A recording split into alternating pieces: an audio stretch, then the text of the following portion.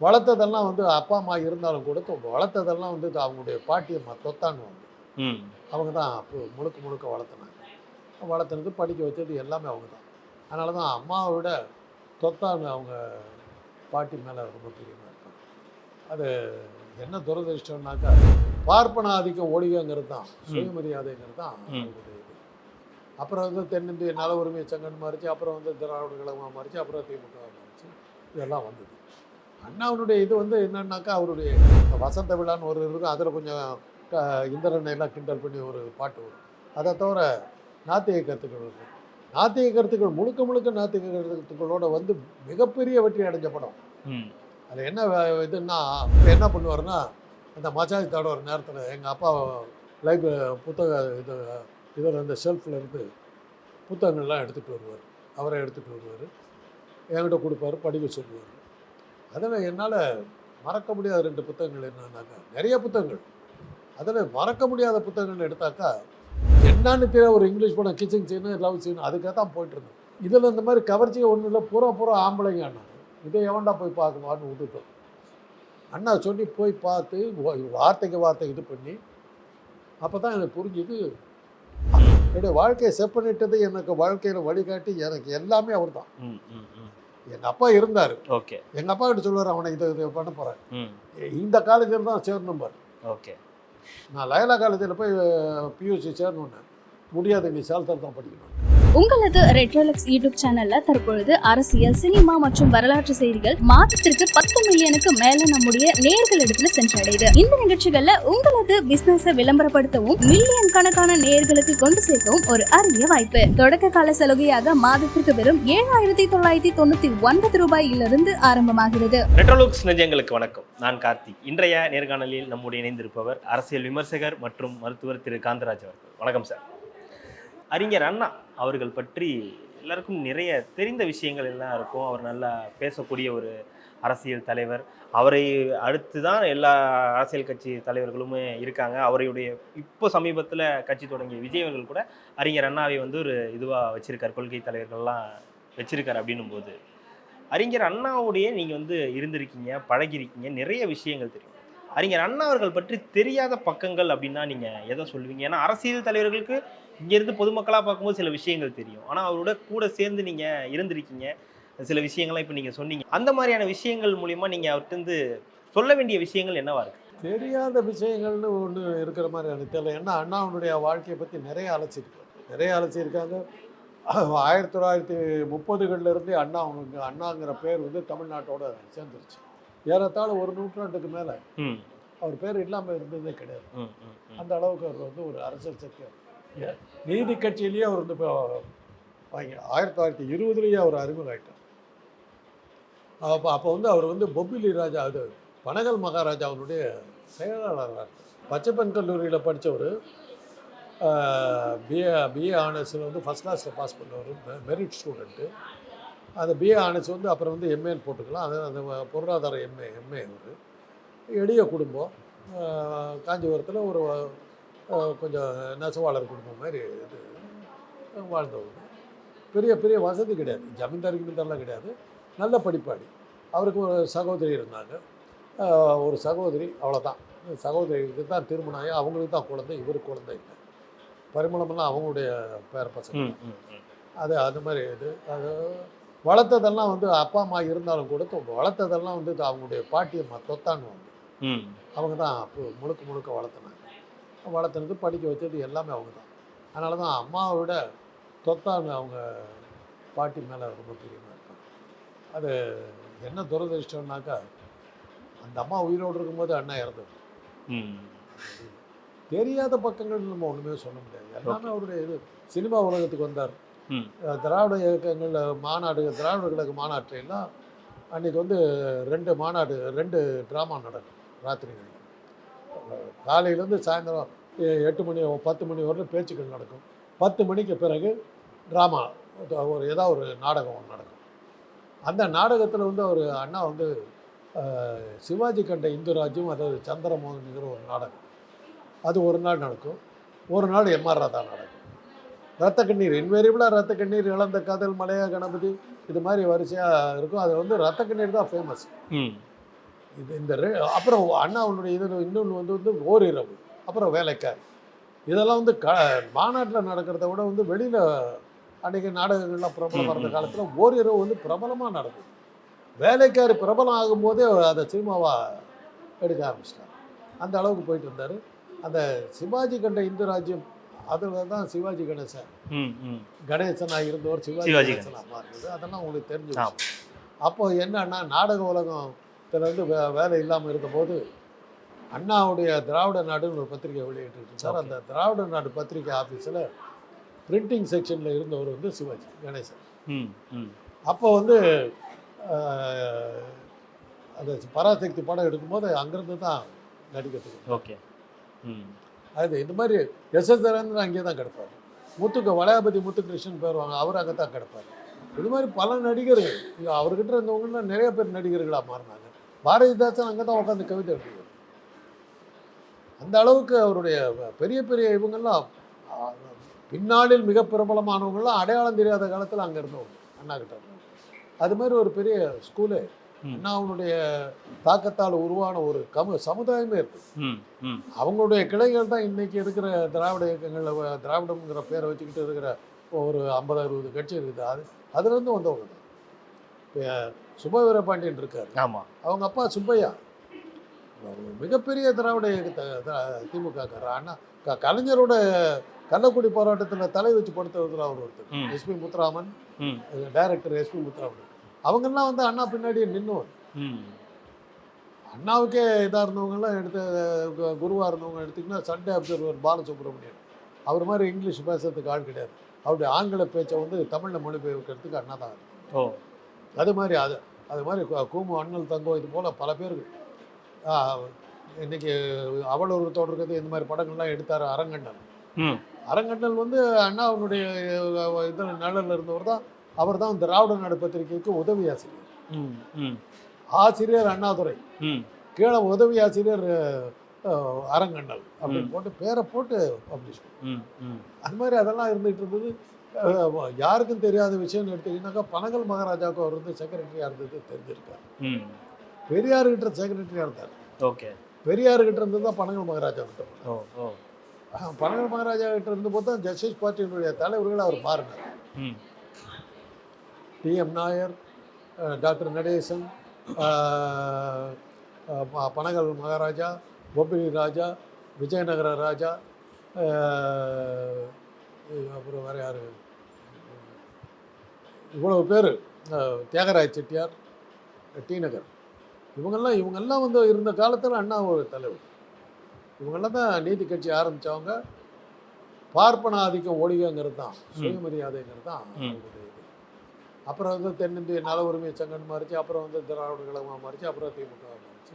இதெல்லாம் வந்தது. அண்ணாவுடைய இது வந்து என்னன்னாக்கா அவருடைய எழுத்தாற்றல். ஓகே. ஓரிரவு கொஞ்சம் சில ஆங்கில படங்களை தழுவி தான் அவர் எடுத்தார். ஓகே. கதைகள்லாம் எழுதினார். அவருடைய வேலைக்காரி ஒரு வங்காள படத்தை அடிப்படையாக வச்சு தான் எடுத்தார். வேலைக்காரி தான் தமிழ் பட உலகத்துக்கு மிகப்பெரிய மாற்றத்தை உண்டாக்கணும். நாத்திக கருத்துக்கள் தமிழ்நாட்டில் வந்ததுக்கு வேலைக்காரி படம் தான் மிக மிக முக்கியம். பயங்கரமாக, அதாவது அந்த அளவுக்கு ஒரு பெரிய தாக்கத்தை. அப்போ எந்த அளவுக்கு இளைஞர்கள் ஒரு ஸ்டைலாக போயிடுச்சுன்னா, கோயிலுக்கு போகலாமண்ணா, நான் I don't believe in God அப்படின்னா ஃபேஷன். கடவுளை நம்பலைங்கிறது ஒரு style. I don't believe in God அப்படின்றது அன்றைக்கி டிஆர் மங்கலிங்கம் ஒரு படத்தில் தான் நான் தெரியும், நிறைய தூரம் சொல்லியிருக்கேன். ஞானம் பிறந்த தமிழ்நாட்டில் இன்று நாத்திகம் வந்ததற்கு பாட்டு வேணுமா, வான்மலை வறண்டது போல நல்ல வைதிகம் கெட்டதற்கு பாட்டு வேணுமான்னு பாடி அங்கலாய்க்கிற அளவுக்கு நாத்திக கருத்துக்கள் பரவுச்சு. பராசக்தியில் ஓரளவுக்கு நாத்திகம் இருக்கும், ஓரளவுக்கு தான் இருக்குது. மனோகராவில் அது கூட இல்லை. இந்த வசந்த விழான்னு ஒரு இருக்கும், அதில் கொஞ்சம் இந்திரனை எல்லாம் கிண்டல் பண்ணி ஒரு பாட்டு வரும். அதை தவிர நாத்திக கருத்துக்கள் இருக்கும். நாத்திக கருத்துக்கள் முழுக்க நாத்திக கருத்துக்களோட வந்து மிகப்பெரிய வெற்றி அடைஞ்ச படம். அது என்ன இதுன்னா குறிப்பிட வேண்டிய விஷயம் என்னன்னாக்கா, ஹிந்தியில் எடுத்தாங்க நயா ஆத்மி. ஹிந்திலையும் அதுலேயும் நல்ல என்டி ராமராவ் தான் நடித்தார், சூப்பர் ஹிட்டு. தெலுங்குல எடுத்தாங்க, சூப்பர் ஹிட். அதுலேயும் என்டி ராமராவ் பின்னாடி சாமி வேஷம் போட்ட என்டி ராமராவ் அதில் சாமியை எடுத்து இது தூக்கி அடிக்கிற ஒரு நாத்திகரை வந்துட்டு போவார். இதெல்லாம் அன்றைக்கி இருந்த இது. இதெல்லாம் நான் அண்ணாவுடைய எழுச்சிகள். பேச ஆரம்பித்தாருன்னா உட்காந்து அவர் வீட்டுக்கு வந்து வீட்டுக்கு வருவார். வந்தாருனாக்கா அந்த 4 மணிலேருந்து கூட்டம் அப்படியே சாயந்தரத்தை வந்து சேர ஆரம்பிச்சிடும். எங்கள் வீடு ரொம்ப பெரிய வீடு சேலத்தில். முன்னாடி மரம், பெரிய மரம் ஒரு இருக்கும். அந்த மரத்துக்கு அடியில் பெருசாக உட்காந்துருவாங்க. ஒரு 50-60 பேர் அப்படியே ஒட்டுக்கா 100 பேர்த்துக்கு பக்கமாக உட்காந்து. அந்த அளவுக்கு பெரிய இடம்.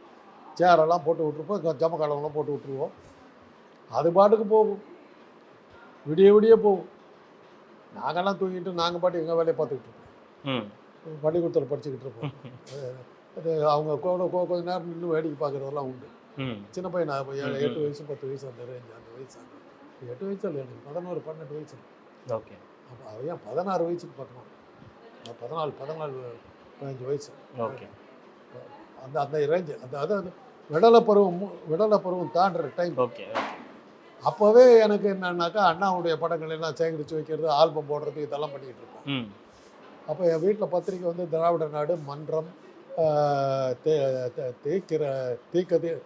தீப்பொறி, சீஃப் சிற்றரசு தீப்பொறி, அப்புறம் இந்த மாதிரி திராவிட இயக்கத்து பத்திரிகைகள் ஃபுல்லாக வரும் வீட்டுக்கு. எல்லாம் பைண்ட் பண்ணி வச்சுருப்போம். இதெல்லாம் வச்சுருப்போம். அது வந்து அண்ணா சில சமயத்தில் தனக்கு வேணும்னாக்கா எங்கள் வீட்டில் வந்து எடுத்துகிட்டு போவார் அந்த புக்கெல்லாம். எங்கள் அப்பாவுடைய லைப்ரரி ஒன்று இருக்கும். ஓகே. அதில் பிரபல நாவல்கள், ஆங்கில நாவல்கள் எல்லாமே இருக்கும். வரலாறு, பொதுவாக வரலாறு, சோழர் வரலாறை பற்றி எங்கள் அப்பா கலெக்ட் பண்ணி வச்சிருந்த புத்தகங்கள் இவ்வளோ தான் கிடையாது.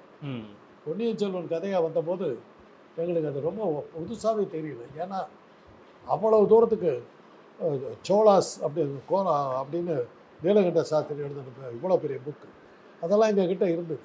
ஆனால் அது அப்பப்போ கல்கி எழுதும்போது அதை எடுத்து வெறுவி பண்ணுவோம். சரித்திரம் ஒத்து போதாது. அந்த அளவுக்கு ஆராய்ச்சி பண்ணுற அளவுக்கு பள்ளிக்கூடத்தில் படிச்சுக்கிட்டு இருக்கேன். 4ஆம் கிளாஸ் அப்போயே பொன்னியின் செல்வன் இந்த தாக்கமெல்லாம் அதெல்லாம் வந்து அண்ணா உட்காந்து எடுத்து நோட்ஸ் எடுப்பார். அப்போ தான் அவர் உடம்பு சரியில்லாமல் சேலத்தில் சித்த வைத்தியம் பண்ணிக்கிறதுக்காக வந்துட்டார். சேலத்தில் எங்கள் வீட்டில் தான் இருந்தார். எங்கள் வீட்டில் மெயின் வீடு, அவுட் ஹவுஸ்னு விருந்தினர்களுக்காக ஒரு இது இருக்கும். அதில் முன்பக்கத்தில் அண்ணா இருப்பார், பின்பக்கத்தில் நான் இருந்தேன். எதனாலன்னா சாலை விபத்தில் எனக்கு கால் முடிஞ்சிருச்சு. உங்களுக்கு என்ன பண்ணீங்க? ஸ்கூட்டரில் போனேன். ஒரு டாக்ஸி வந்து அடித்தான். இப்போ பெரியார் சாலை இருக்குது, அந்த இடம்தான். அந்த இடத்துல தலை குப்புற விழுந்தேன். பார்த்தா கால் ஒரு பக்கம், நான் ஒரு பக்கம் இருக்குது. அப்பயே 2 வீலர்லாம் வந்து 2 வீலர் தான், எங்கள் அண்ணனுடைய 2 வீலரு. அப்புறம் வந்து எல்லாம் கட்டு போட்டு ஊரில் வீட்டில் போய் ரெஸ்ட் எடுத்துட்டாங்க. கட்டு போட்டுக்கிட்டு 2 மாதம் நடக்க முடியாது. ஆனாலும் சேலத்துக்கு வந்துட்டேன். சேலத்துக்கு வந்து வீட்டில் வச்சுருந்தாங்க. காலையில் என்னை தூக்கிட்டு வந்து ஒரு சேரில் உட்கார வச்சு அந்த காலை தூக்கி அந்த ஸ்டூல் மேலே வச்சு என்னை உட்கார வச்சுருவாங்க. அண்ணா இந்த பக்கம் ஒரு சேரில் உட்காந்துருப்போம். அந்த சித்த வைத்தியர்கள்லாம் அவருக்கு எண்ணெயெல்லாம் தடவி மசாஜ் பண்ணிட்டு இருப்பாங்க. அப்போ என்ன பண்ணுவார்னா, அந்த மசாஜ் தடவுற நேரத்தில் எங்கள் அப்பா இதில் இந்த ஷெல்ஃபில் இருந்து புத்தகங்கள்லாம் எடுத்துகிட்டு வருவார். அவரை எடுத்துகிட்டு வருவார், என்கிட்ட கொடுப்பார், படிக்க சொல்லுவார். அதில் என்னால் மறக்க முடியாத 2 புத்தகங்கள் என்னன்னாக்கா, நிறைய புத்தகங்கள், அதில் மறக்க முடியாத புத்தகங்கள் எடுத்தாக்கா சர்ச்சிலுடைய 2ஆம் உலக நினைவுகள், வார் மெமோவார்ஸ் ஆஃப் சர்ச்சில், நோபல் பரிசு கிடைச்சது. அதில் 2வது வால்யூம் தான் எடுப்பார்.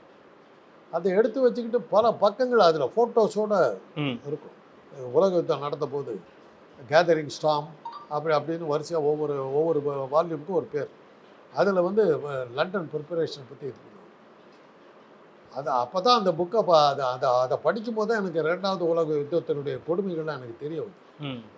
தொடர்ந்து 3 மாதம் 90 நாட்கள் லண்டன் மேலே குண்டு போட்டிருக்கேன். தொடர்ந்து எவ்ரி நைட் தினசரி இரவு 9 மணிலேருந்து 12 மணி வரை 3 மணி நேரம் ஹிட்லர் குண்டு போட்டிருக்கேன். லண்டனை ஒழிச்சிடுறதுன்னு முடிவு. லண்டன் வாசிகள் உனக்காட்சி கணக்காட்சி நின்ட்டான், வாடா உனக்காட்சி அப்படின்னு அவனும் சலிக்காமல் போடுறான். அந்த நேரத்தில் ஒரு ஃபோட்டோ அதில் போட்டிருக்கேன், ப்ரவுட் டு பி லண்டனர்ஸ், லண்டன் வாசிகள் என்பதால் நாங்கள் கர்வப்படுகிறோம் அப்படின்னு. ஒரு பெரிய கியூ நிற்குது, ஒரு 1000 பேர்த்துக்கு மேலே நிற்கிறாங்க. லண்டன்லாம் 1000 பேர்னா நம்ம ஊருக்கு கோடி பேர் இருக்காங்க, 1000 பேருக்கு நிற்கிறாங்க. அந்த ஃபோட்டோ போட்டு என்னன்னா ஒவ்வொருத்தருக்கும் ஒரு ரொட்டி தான் கொடுக்குறாங்க யுத்த காலத்தில். ரேஷன் ஒருத்தருக்கு ஒரு ரொட்டி. ஒரு ரொட்டி கடையில் தவறுதலாக 2 கொடுத்துட்டாங்க. கவர்மெண்ட் இது வேண்டுகோள் விடுது, தவறுதலாக 2 ரொட்டி கொடுத்துட்டோம், தயவு செய்து ஒரு ரொட்டியை திருப்பி கொடுங்கன்னு கேட்டுச்சு. திருப்பி கொடுக்கறதுக்கு நின்ன கூட்டம்.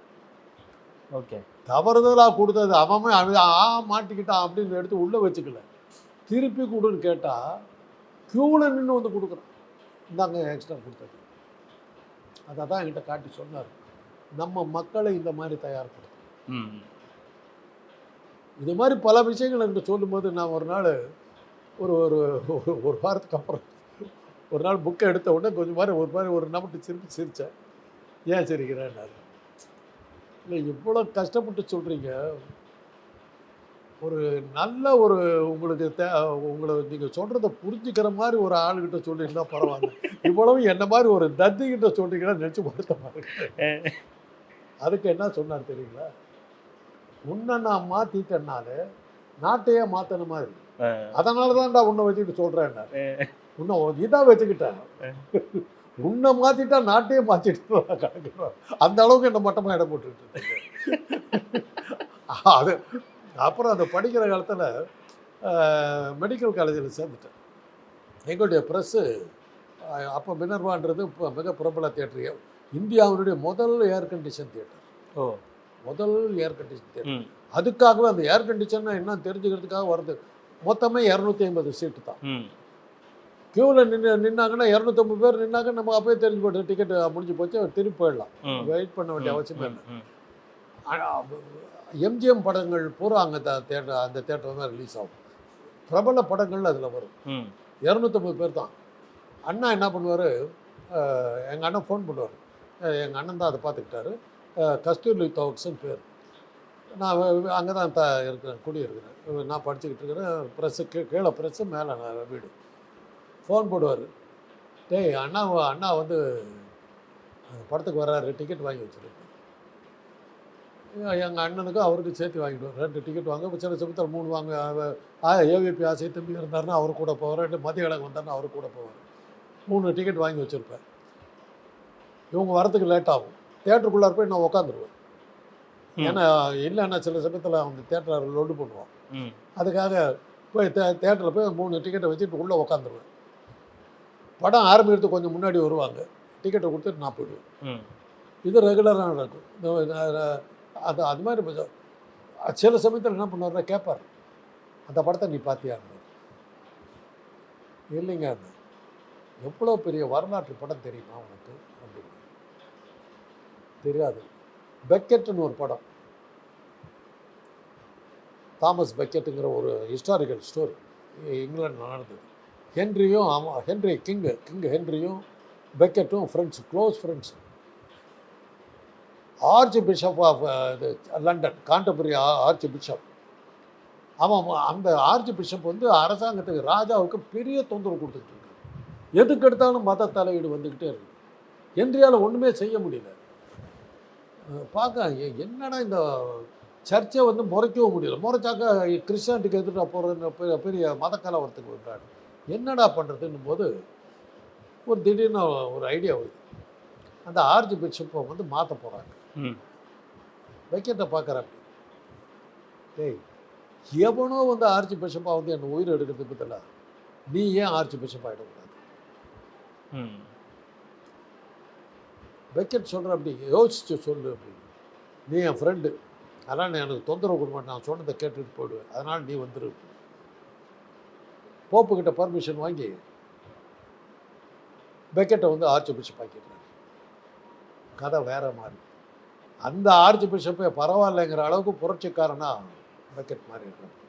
தாங்க முடியாமல் கொன்னுடுறாங்க, பெக்கெட்டை கொன்னுடுறாங்க.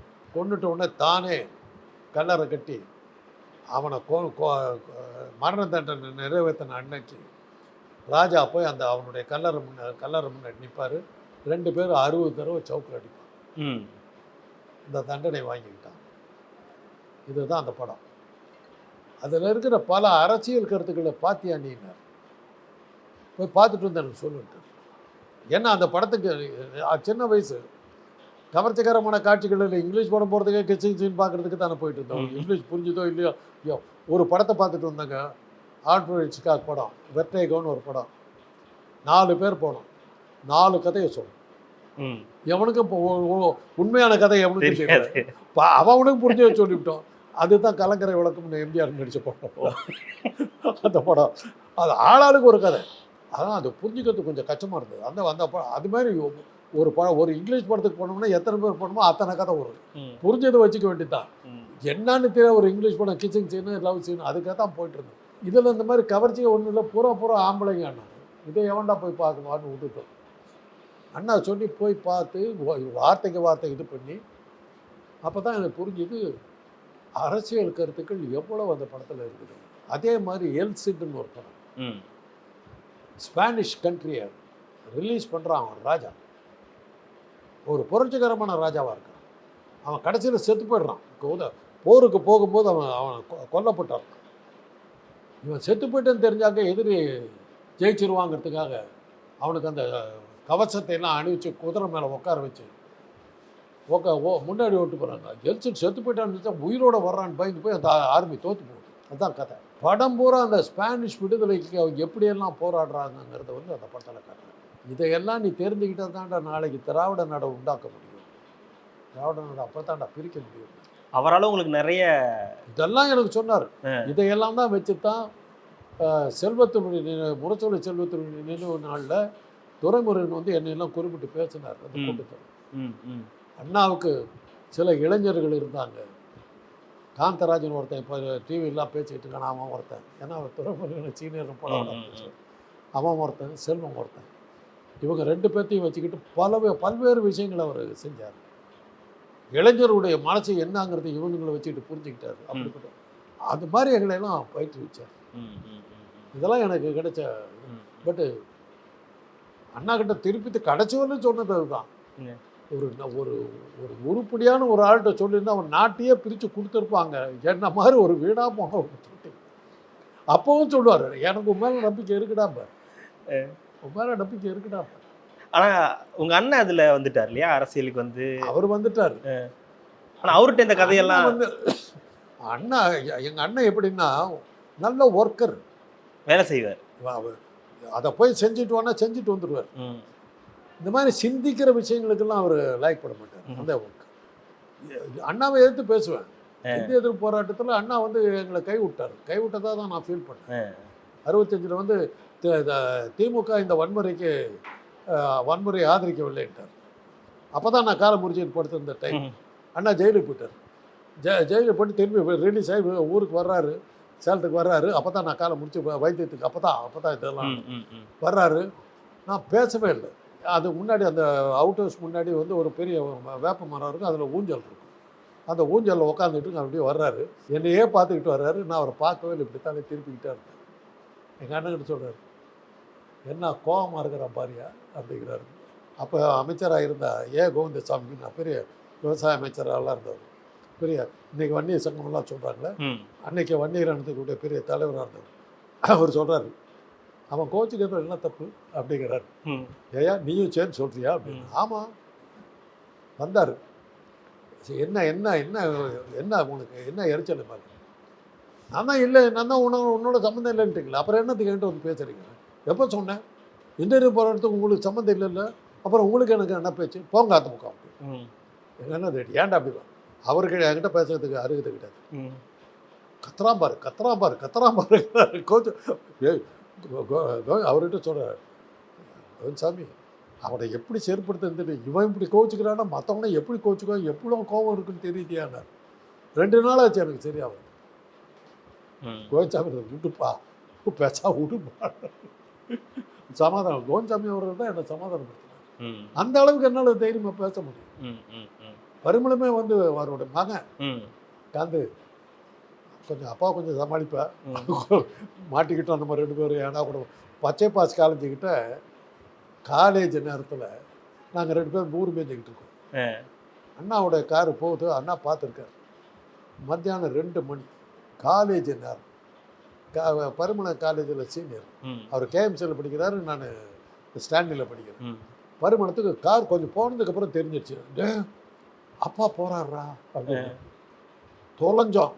சாயந்தரம் படிக்கிறதுக்கு அனுப்பிச்சா அவன் பரிமளத்துக்காவது கீழ்ப்பாங்குடிங்கிற வேலைச்சு பச்சை பாஸ் பார்க்க ஸ்டான்லிலேருந்து நீ அங்கே என்னத்துக்கு போனேன்னு எங்கள் அப்பாவுக்கு ஃபோன் போட்டு சொல்லிட்டார். தருதலையாக சுற்றுறான், அவனை கேட்கறதுக்கு ஆள் இல்லை. அந்நேரத்தில் மத்தியானம் 2 மணிக்கு காலேஜில் நேரத்தில் போய் இந்த அளவுக்கு என் மேலே அக்கறையிலாங்க. மெடிக்கல் காலேஜில் சேர முடியாதுன்னு போது முரசொலி செல்வம் தான் என்னை மாட்டி விட்டது. அப்போ லயலா காலேஜில் நான் படிச்சுக்கிட்டு இருக்கேன். முரசொலி செல்வம் என் கிளாஸ்மேட்டு. ஹாஸ்டலில் வந்து சாப்பாட்டு டப்பா எல்லாத்தையும் வச்சுட்டு 2 பேரும் ஒன்றா கிளாஸுக்கு ஒன்றா போயிடுவோம். மெடிக்கலுக்கு இதில் சீட்டு கிடச்சிருச்சோன்னு நான் சேர மாட்டேன்ட்டேன். அப்போ பக்கத்து ரூமில் வந்து முகமது அலின்னு ஒருத்தர் இருப்பார். அவர் பரிமளத்துக்கு ரொம்ப க்ளோஸ், செல்வத்துக்கு ரொம்ப க்ளோஸ். செல்வத்துக்கிட்ட இவனுக்கு இந்த சீட்டு கிடச்சிருக்குது போக மாட்டேங்கிறான் அப்படின்னு. செல்வம் வந்து முடியாது, நீ சேர்ந்தாகணும். நான் மாமா கிட்ட சொல்லுவேன். மாமானா கலைஞர், யார்கிட்ட சொன்னால் நிறையா நான் டாக்டர். என்னுடைய இது என்னன்னா, டாக்டர் தொழில் வந்து ஒரு சீரியஸான தொழில். நான் அதுக்கு லாயக்கில்லை. எதையுமே விளையாட்டாக எடுக்கிற ஆள். ஒரு நோயாளி செத்து போடுவான் செல்வம் சொன்னால் கேளு. அநியாயமாக என்னை நம்பி வந்து நான் ஏதாவது ஏடா கூடமாக பண்ணி செத்து போயிட்டானே என்ன பண்ணுவேன் யோசிச்சுப்பார். உனக்கே தெரியும் நான் இந்த மாதிரி ஆளுன்னு. எதையுமே விளையாட்டாக எடுத்துக்கிற ஆள். இது சீரியஸ் படிப்பு சொன்னால் கேளு. இல்லை காந்து நீ போகணும். அப்புறம் எல்லாம் ஒன்றும் சரியில்லை. ஒன்று கலைஞர்கிட்ட போய் சொல்லியிருக்காரு. கலைஞர் அவன் யார் சொன்னாலும் கேட்க மாட்டான். அண்ணாக்கிட்ட சொல்லிவிட்டு மறுநாள் வந்தார், எடுத்துக்கிட்டு போனார். லயலா காலேஜ் பக்கத்தில் தான் அண்ணா வீடு. டிக்கெட் வாங்கிட்டு நேராக சேலம் போ. ஐயா கிட்ட பேசிட்டேன், எங்கள் அப்பா கிட்ட. போயிட்டு வந்து மரியாதை சேர்ற படிப்பார் போ அப்படின்ட்டு போனேன். எங்கள் அப்பா சொன்னார், அண்ணா சொல்லிட்டாரு, கலைஞர் சொல்லிட்டாரு, இன்னும் என்ன பண்ணுங்கிற அப்படின்னாரு. வாயவே திறக்கலை. மதுரையில் சீட்டு, மதுரை மெடிக்கல் காலேஜில் சீட்டு போய் ஜாயின் பண்ணிட்டேன். அப்படி தான் சேர்ந்தேன் நான். மெடிக்கல் காலேஜில் சேர்ந்ததுக்கு நீங்கள் டாக்டர் ஆனது காரணமே அண்ணா தான். முரசொலி செல்வம், அண்ணா, கலைஞர் இவங்க தான் காரணம் என்னுடைய வாழ்க்கை. ஆனால் எல்லாத்துக்கும் அடிப்படையில் எடுத்திங்கன்னா, குடும்பத்தில்னு எடுத்திங்கன்னா என்னுடைய 2வது அண்ணன் ராஜாராம் தான் என்னுடைய வாழ்க்கையை செப்பனிட்டது. எனக்கு வாழ்க்கையில் வழிகாட்டி எனக்கு எல்லாமே அவர் தான். எங்கள் அப்பா இருந்தார். ஓகே. எங்கள் அப்பா கிட்ட சொல்லுவார், அவனை இது பண்ண போகிறேன், இந்த காலேஜில் தான் சேரணும் பாரு. ஓகே. நான் லயலா காலேஜில் போய் பியூசி சேரணுன்னு முடியாது, நீ சேலத்தில் தான் படிக்கணுன்ட்டேன். நான் முடியாதுன்னு சொல்கிறேன், நீ போய் சேர்றியா இல்லையான்ட்டேன். கூட்டிகிட்டு போய் சேர்த்துட்டு தான் மறுவேலை பார்த்தார். முழுக்க என்னுடைய ஆதிக்கமே எனக்கு வந்து ராஜாராம். மற்ற மூத்த அண்ணன் இருந்தார் ஜெயசீலன். அவர் வந்து குழந்தைய விட, பெத்த குழந்தைய விட அதிகமாக என்னை பார்த்துக்கிட்டு தான் போகிற இடத்துக்கெல்லாம் என்னை கூட்டிகிட்டு போவார். சென்னையில் பெரிய பெரிய ஆளுங்களும் அவருக்கு தெரியும், அங்கே எல்லாம் என்னை கூப்பிட்டு போவார். அதே மாதிரி 3வது அண்ணன் சினிமாவை பற்றி எல்லாம் பேசுகிறேன்னு எனக்கு சினிமா அறிமுகப்படுத்துனது அந்த அண்ணன் தான். அவரும் ஒரு டாக்டர். ஒரு படத்தை எப்படி பார்க்கணும்னு சொல்லி கொடுத்தது அவர் தான். ஒரு ஹாலிவுட் மூவி ஆனால் அப்போல்லாம் இங்கிலீஷ் படம் தான் அப்படி வரும்ல. அந்த படங்கள் வர்றதுக்கு முன்னாடி இந்த படத்தில் இந்த மாதிரி சீன்ஸ் எல்லாம் இருக்குது, இது இப்படி எடுத்துருப்பாங்க அப்படின்னு சொல்லி கூட்டிகிட்டு போவார். இப்போ படத்தை பார்ப்போம். அப்படி பார்த்து ஆங்கில படங்கள் அவ்வளோ படங்கள் ரசித்ததுக்கு காரணம். அதே சமயத்தில் எங்கள் அப்பா ஒரு தீவிரமான சினிமா ரசிகர். இங்கிலீஷ் படங்கள், ஹாலிவுட் மூவிஸ் சம்மந்தமான சினிமா புத்தகங்கள், photo play, screen stories, modern screen, இது மாதிரி பத்திரிகைகள்லாம் வரும். நல்லா இவ்வளோ பெருசு, நல்லா திக்காக இருக்கும், ஃபிலிம் ஃபேர் மாதிரி இருக்கும். அதெல்லாம் வாங்கி போட்டுருவார். எல்லாம் எழுத்து கூட்டி ஒன்று கூட படிச்சிருக்கேன். அதனால தான் ஆங்கில படங்களை பற்றி கேட்டால் எனக்கு இவ்வளோ தகவல் தெரியறதுக்கெல்லாம் அதான் காரணம். பல வரலாற்று படங்கள் வரும்.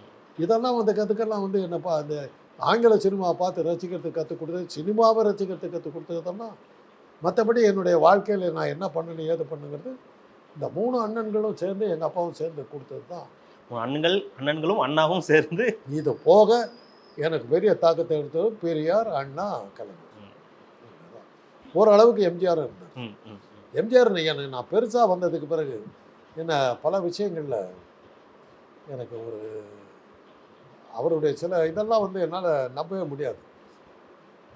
அது எங்கள் அண்ணன்கிட்ட சொல்லுவார், இதான் வீட்டில் ஒருத்தன் வச்சுருக்கீங்களே அவங்ககிட்ட அனுப்பிடுங்க, நீங்கள் போக வேணாம் பாரு, சில விஷயங்கள்லாம் பேசுறதுக்கு ஃபோனை போட்டு சொல்லுவார். பல தலைவர் இது போக நிறைய பேர் இருக்காங்க. ஓகே ஓகே, கண்டிப்பாக சார் தொடர்ந்து பேசலாம். மிக்க மகிழ்ச்சி, நன்றி.